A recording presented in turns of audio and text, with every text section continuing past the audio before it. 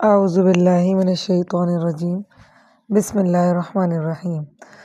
آج کا جو سوال ہمارے پاس آیا ہے وہ ہے غسل حیض کے بارے میں، کہ جب پیریڈ سے فارغ ہو جائے اور اس وقت پاک ہونا ہو تو سنت غسل کا طریقہ کیا ہے۔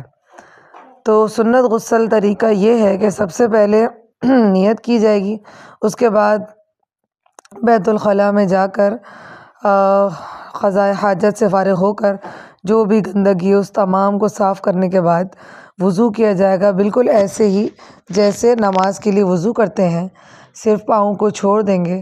اس کے بعد پانی 3 دفعہ اپنے دائیں کندھے پر ڈالا جائے گا، پھر بائیں کندھے پر، اسی طرح دائیں ٹانگ پر بائیں ٹانگ پر بہایا جائے گا۔ اس کے بعد 3 دفعہ پورے جسم پر پانی اس طرح بہایا جائے گا کہ جسم کا ایک بھی بال سوکھا نہ رہے۔ تو یہ سنت طریقہ ہے غسل حیض کا۔